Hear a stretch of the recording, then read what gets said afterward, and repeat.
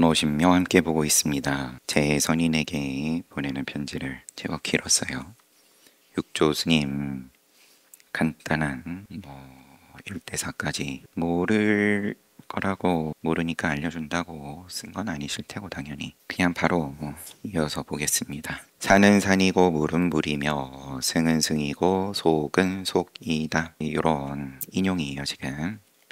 이라고도 했고 주장자를 보면 다만 주장자라고 부를 뿐이다 라고도 했는데 이거는 이제 주석 잠시 보겠습니다. 낭야 해각이 상당하여 가지고 법문을 하시는데 너와 나는 다른 것이 없고 색과 마음은 둘이 아니다.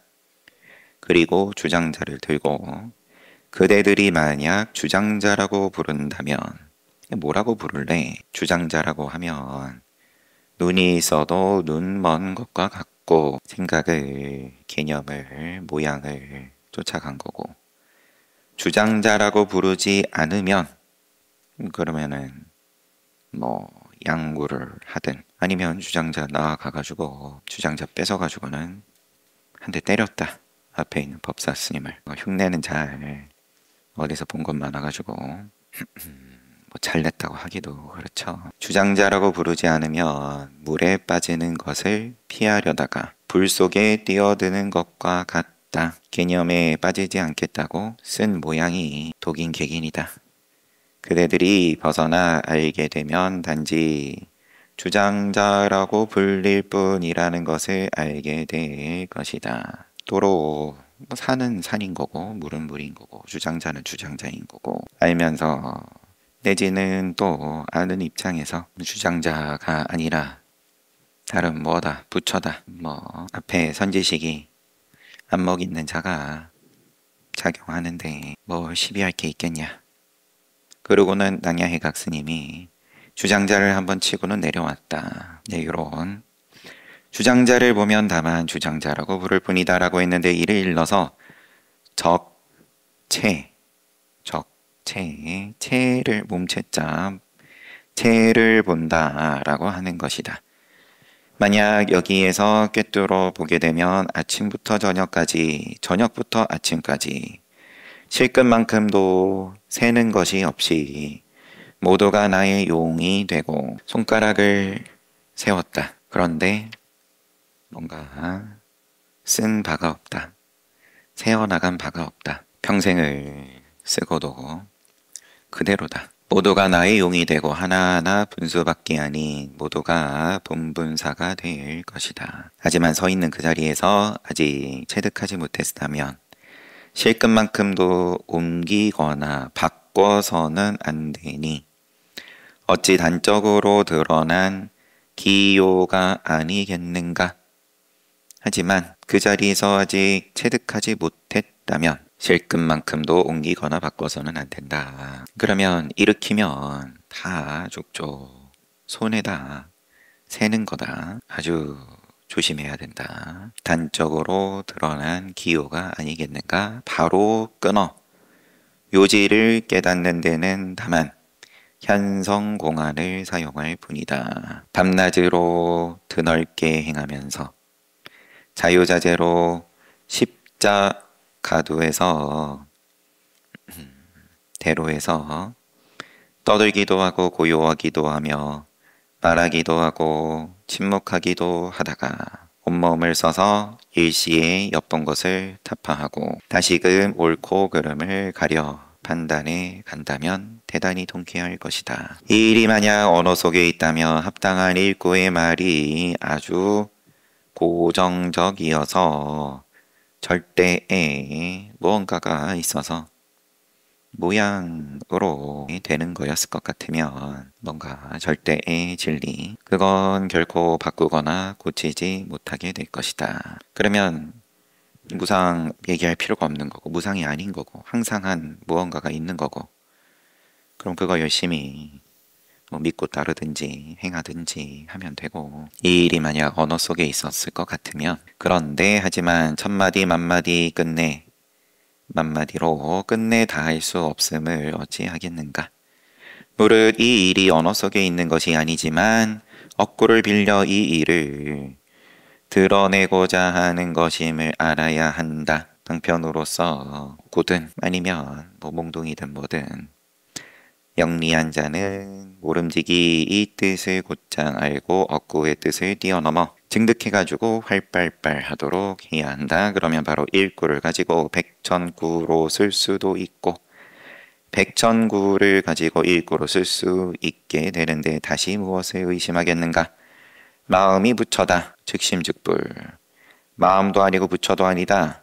비심비불. 이거는 대매 법상과 관련해서 마조 스님이 가르침을 주실 때 소개되어 있는 거 보겠습니다. 대매산 법상선사가 마조를 참례하고 묻기를 무엇이 부처입니까?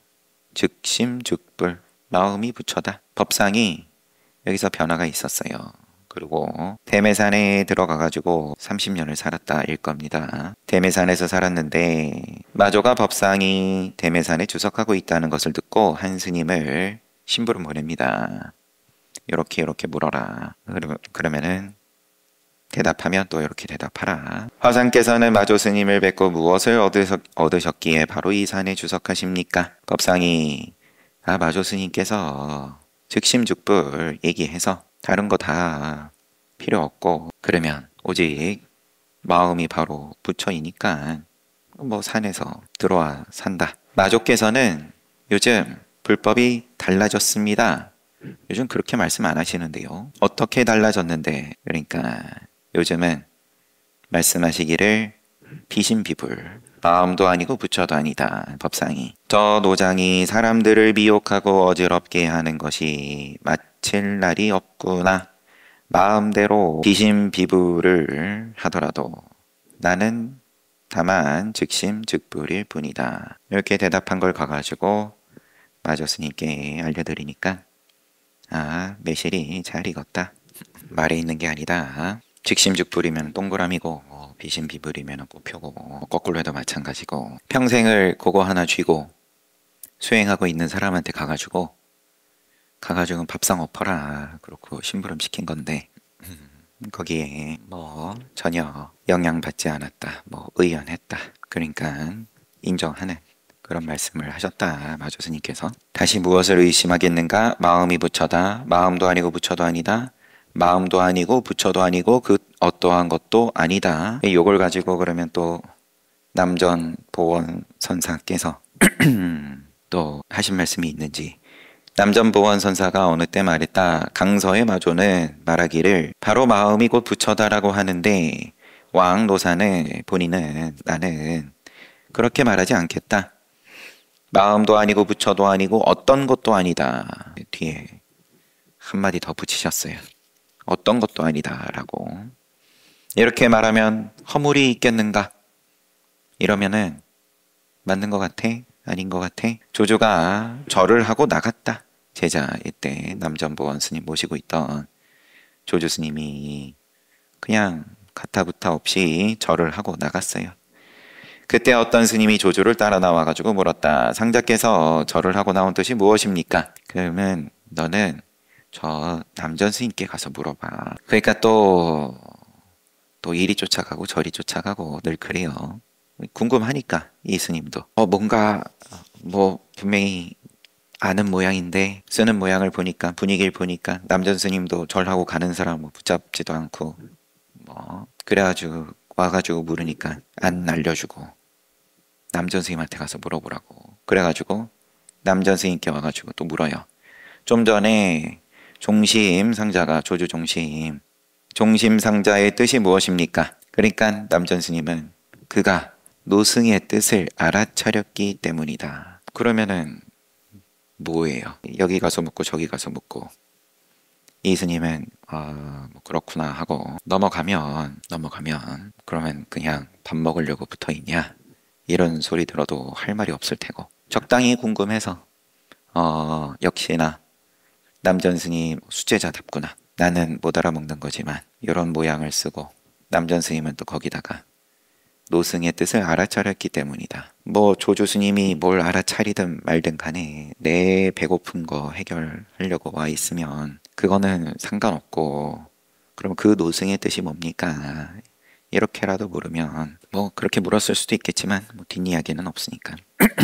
마조록에는 좀 다르게 기록이 되어 있는 모양입니다. 어떤 스님이 물었다. 화상께서는 무엇 때문에 즉심죽불이라고 말하십니까? 마조 스님께. 마조 스님은 즉심죽불을 잘 써먹으셨으니까 여기저기서. 마조가 말했다. 어린아이의 울음을 멈추게 하려는 것이다. 그의 어떤 스님이 울음을 그쳤을 때는 어떻습니까? 울음을 그쳤을 때는 어떻습니까? 마조가 말했다. 마음도 아니고 부처도 아니다. 즉심죽불. 왜? 즉심죽불은 왜 말씀하십니까? 무엇 때문에 즉심죽불을 말하십니까? 어린아이의 울음을 멈추게 하려고. 그럼 멈춘 다음에는요? 그러면 비심비불이지. 스님이 말했다.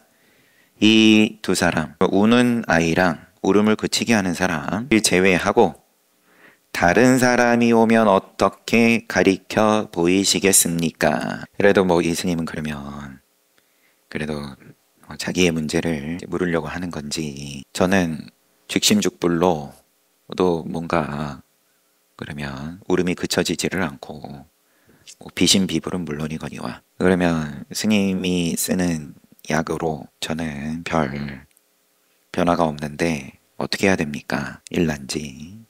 마조가 말했다. 그에게는 아무것도 아니라고 말해주겠네. 그 스님이 호련히 기중인이 오면 어떻게 하시겠습니까? 마조가 말했다. 그로하여금 대도를 몸소알도록 해주겠네. 기중인이 그러면은 뭐 본인의 자기 성품을 이야기하는 건지. 호련히 기중인이 오면 어떻게 하시겠습니까? 마조가 그로하여금 대도를 몸소 알도록 해주겠네. 즉심죽불을 무엇 때문에 말씀하십니까? 우는 아이 멈추게 하려고. 그친 다음에는요, 비심비불. 그러면 그 두 사람 말고 다른 사람한테는 뭐라고 하시겠습니까? 아무것도 아니다. 그럼 두 사람 선지식과 앞에 저접하고 있는 제자랑 그리고 옆에 구경하고 있는 나머지 모든 사람, 그러면 일체중생인데, 그러면은 그 다음에 더 꺼내 놓을 걸로 기중인이 오면 어떻게 하시겠습니까? 자기 성품에는 어떻게 작용합니까? 질문하는 사람을 잘 더듬고 있는지. 그래도 알고 싶으니까 이렇게까지 묻는 걸 테고, 그냥 이미 진작부터 네가 직접 깨달아 봐라. 네가 직접 울음을 멈춰 봐라. 울음을 멈춘 다음에는 어떻습니까? 여기서부터 다급할 거 없이 여유를 가져. 방향을, 시절 인연을 보고 선지식 입장에서 잘못된 방향으로 빗나가고 있는 게 아닐 것 같으면 조급한 마음을 좀 쉴 수 있게끔 방편을 쓸 테고, 선지식이 쓰는 방편이 곧 지금 이런 말씀인 걸 테고, 그렇게 치면 비심비불이야. 뭘 자꾸 부처를 쫓고 마음을 쫓아. 냅둬. 여기서 돌이키고 그 다음에 뭐 평생 시간을 보내든, 그래도 마음이 급하니까 간절하니까 이런 저런 질문들이 뒤이어서 붙은 걸 테고, 뭘 보다가 마음도 아니고 부처도 아니고 그 어떤 것도 아니다. 나아가서 마음은 편지입니다. 계속 돌아와가지고 편지로 나아가서 마음은 부처가 아니고 지혜는 도가 아니다. 요거는 호남 동사 여회 선사의 말씀 가운데 있는 모양인데 넘어가겠습니다. 동쪽 산이 물 위로 간다. 요거는 또 유명한 거죠. 간단하니까. 운문록에 어떤 것이 제불의 출신처입니까? 일체부처. 출신처는 뭡니까? 운문선사가 동쪽 산이 물 위로 간다. 동산 수상행. 내지는 또 한낮에 삼경의 종을 친다. 밤의 시간인 건데 삼경. 근데 한낮에 정오에 쳐버렸다. 암두 스님 이야기네요. 어떤 것이 도입니까? 누가 물으니까 암두 스님이 해진 집신을 호수에 던진다. 해진 집신은 열심히 행각하면서 여러 선사들을 찾아다니면서 쉬지 않고 가르침을 구한다에 대한 이제 관용구인 건데 해진 집신을 호수에 던진다. 만길 우물 속에서 어떻게 해야 이 스님이 계속 묻는데 만길 우물 속에서 어떻게 해야 바닥까지 도달할 수 있습니까? 의성어이요. 스님이 다시 묻자. 뭐 같은 질문을 다시 한 건지 여하튼 다시 묻자. 암두 스님이 발밑으로 지나갔다. 또 묻기를 옛 돛을 달지 않았을 때는 어떠합니까? 후원에서 나귀가 풀을 먹는다. 인용이 다음 거에 대한 주석을 봤는데 후원에서 나귀가 풀을 먹는다. 이런 구절 출처는 방금 이야기를 한 한참 그러면은 밀어붙이고 있는 스님의 어떤 수행자의 입장이겠죠. 돌을 묶고 해진 집신을 호수에 던진다. 만길 우물 속에서 어떻게 해야 바닥까지 도달할 수 있습니까? 그러니까 그냥 뭔가 입으로 소리내고 넘어가 버리시고 깝깝하겠죠. 스님이 다시 물으니까 발밑으로 지나갔다. 코앞에서 지나갔다. 그럼 그게 안 보이냐? 옛 돛을 달지 않았을 때는 어떠합니까? 후원에서 나귀가 풀을 먹는다. 또 편지 북두칠성 안에 몸을 숨긴다. 이런저런 각각의 구절들 처음에 즉심즉불부터 해가지고 즉심즉불, 비심비불, 또 비심비불에다가 그 어떤 것도 아니다까지, 또 마음은 부처가 아니고 지혜는 도가 아니다. 동쪽 산이 무리로 간다. 한낮에 삼경에 종을 울친다. 후원에서 나귀가 풀 먹는다. 북두칠성 안에 몸을 숨긴다. 가지가지에 이런 말들이 하나로 관통하게 될 것이다. 말을 이제 쫓지 말라라는 이러이러한 말들을 방편으로써 드러내고자 하는 것을 너가 영리한 자는 모름지기 이 뜻을 곧장 알고 억구의 뜻을 뛰어넘어 증득해서 활발발 하도록 한다. 그럴 것 같으면 이런 가지가지의 말들을 한 코에 깬다. 엄양존자가 조주에게 물었다. 한 물건도 가지고 오지 않았을 때는 어떠합니까? 내려놓으라. 한 물건도 가져오지 않았는데 뭘 내려놓으라고 하십니까? 그러면 보통 유명한 거는 그럼 짊어지고 가라. 여기에 원호극근 스님께서 인용하신 바는 보아하니 내려놓지 못했구나.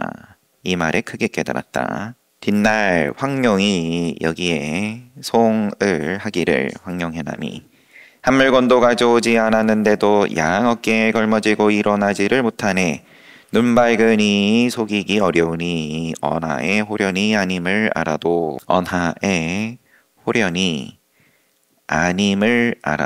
뒷걸음의 깊은 수렁에 떨어지네. 마음 가운데 무한한 기쁨이 있나니 가난한 이 보배를 얻는 것과 같아서 독이죠. 전혀 관계치 않으면 뱀과 호랑이 친구되고 이류가 같음을 아네. 둘이 아니다. 쓸쓸한 1100년의 맑은 바람이 아직 그치지 않는구나. 내려놓아라. 1100년은 뭔지 부처님 돌아가신 후로부터 대략적으로 말한 걸란지 조금 황룡해남 스님 때에 안 맞는 것 같긴 하지만 여하튼 요거를 편지에 재선인에게는 지금 보니까 굉장히 가르침을 눈높이를 낮춰서 많은 말씀을 해주세요. 만약 상식적으로 이것을 논한다면 그가 한 물건도 가지고 오질 않았다라고 했는데 어째서 도리어 내려놓아라고 하였을까? 이것은 법안으로 미세한 곳을 비춰서 그를 위해 큰 병통을 끄집어내어 그러하여금 부끄러움을 알도록 한 것임을 알아야 한다. 안목 있는 깨달음의 눈으로 법안으로 미세한 곳을 비춰서 그를 위해서 큰 병통을 끄집어내어 부끄러움을 알도록 한 거다. 또한 그가 아직 깨닫지 못해 다시 나아가 질문을 하고 재차 점검해 주자 곧바로 기와가 부서지고 얼음이 녹듯하고 나서야 비로소 밑바닥을 뒤집고 일시에 벗어나게 되었던 것이다. 그리고는 마침내 싸나운 호랑이를 조복받고 독사를 길들이는데 이르게 되었던 것이니 이것이었지 안팎으로 감응함이 아니겠는가. 질문을 한 스님이 조주 스님께 엄양존자가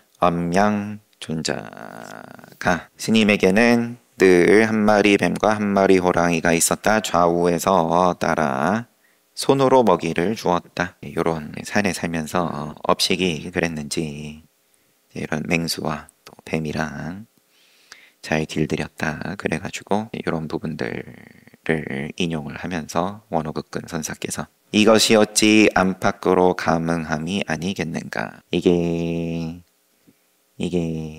깨달음을 가지고 하는 거랑 내지는 업식 지으면서 하는 거랑 두 가지는 180도 다르다. 황룡의 남 스님의 개송에도 이미 이렇게 언급이 돼 있는 거죠. 마음 가운데 무한한 기쁨이 있나니 가난한 자가 보배를 얻는 것과 같아서 독악을 잊어 전혀 관계치 않으면 뱀과 호랑이 친구가 되고 이류가 같음을 아네. 이제 마지막입니다. 편지. 방거사의 식구들이 모두 화롯가에 불을 쬐고 있었다. 방거사가 맥연하게 말했다. 어렵구나 어려워 열섬의 참깨를 나무 위에 널기가. 방거사의 부인은 쉽구나 쉬워 모든 풀끝마다 조사의 뜻이 있다네.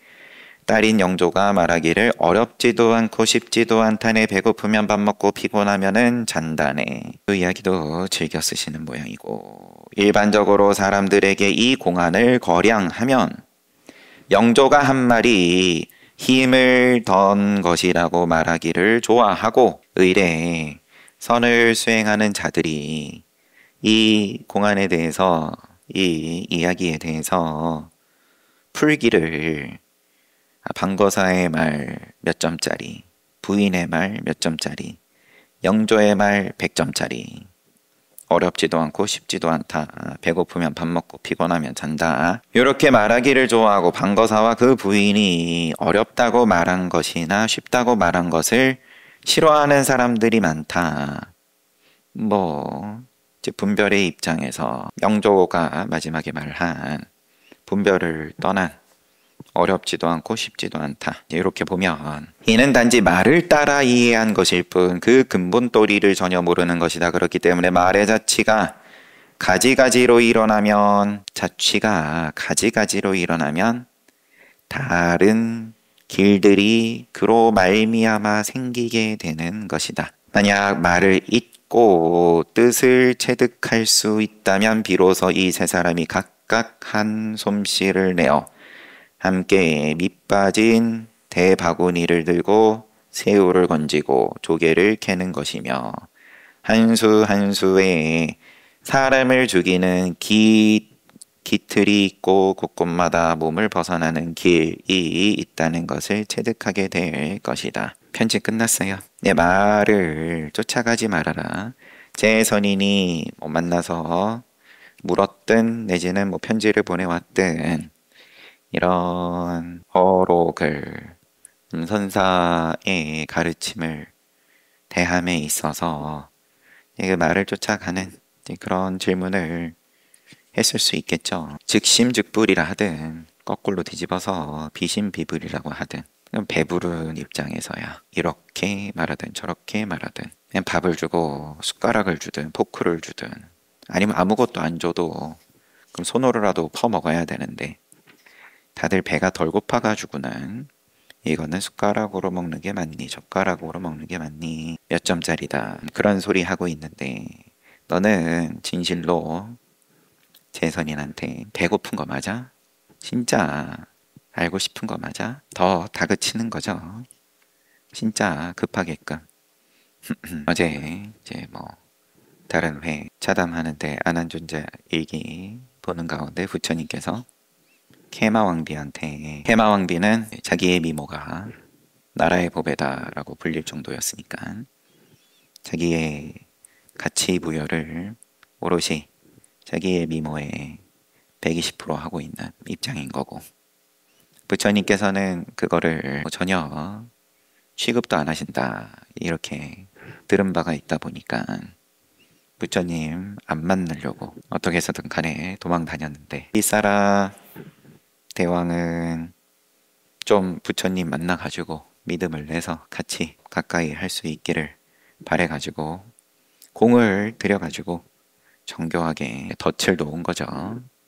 그래서 왕비가 부처님을 만날 수밖에 없게끔 장치를 쓰고, 부처님 만났는데 부처님 앞에 자기보다 뛰어난 아름다움을 지닌 처녀가 부채를 붙이고 있더라, 부처님 앞에서. 근데 어느 순간에 그게 노파의 모양으로 이제 쭉 자기가 같이 부여하고 있는 것이 무가치한 무상을 직접 눈앞에서 느끼게끔, 이제 그때의 다급함 내지는 허망함, 나한테 가장 소중한 게 그런 손가락 사이에서 빠져나가는, 비단 노파로만 변했겠나, 죽어가지고 시체가 부풀어 오르고 쭉 살아있기는 했지만 노파로 변한 것도 이미 부정관 눈앞에서 보여준 거니까 그만큼의 다급함, 그렇게 만들 수 있어야 선지식인데, 제선인이 말하다 보니까 그러면은 오히려 이런 선사들의 말씀에 대해서 물어왔다기보다는 오히려 자기가 이러이러한 선사들의 가르침으로 큰 깨달음을 얻었고, 내지는 그 각각의 공안에 대해서 이러쿵저러쿵 열심히 분석을 하고 자기가 안다, 이런 티를 냈을 수 있겠네요. 근데 그거를 이렇게 원호극근 선사께서 인정 안 하고 박살을 내는 그런 편지였을 수 있습니다. 27번째, 찬 상인에게 달마는 서쪽에서 와서 문자나 억구를 세우지 않고 오직 사람의 마음을 바로 가리켰을 뿐입니다. 높임말로 번역하고 그냥 높임말이 아닌 것으로 번역하고, 이 기준이 뭔가 또 궁금해져요. 앞서서 상인 제자인 대해종고도 두 번째 편지는 상인으로 고상인이라고 칭했던 것 같은데 중요한 건 아니니까. 달마는 서쪽에서 와서 문자나 억구를 세우지 않고 오직 사람의 마음을 바로 가리켰을 뿐입니다. 만약 직지 바로 가리키는 것을 논한다면, 높임말이고 아니고 상관없이 직지를 논한다면, 이것은 바로 사람마다 본래 갖고 있는 무명의 껍데기 속에서 전체를 여러 가지 형태로 이 세상에 드러내야 할 것입니다. 달마는 직지인심이었을 뿐이다. 일 뿐이다. 직지를 논한다면 이것은 사람마다 본래 갖고 있는 무명의 껍데기 속에서 전체를 여러 가지 형태로 이 세상에 드러내야 할 것입니다. 모든 형태로 이 세상에 드러내야 할 것입니다.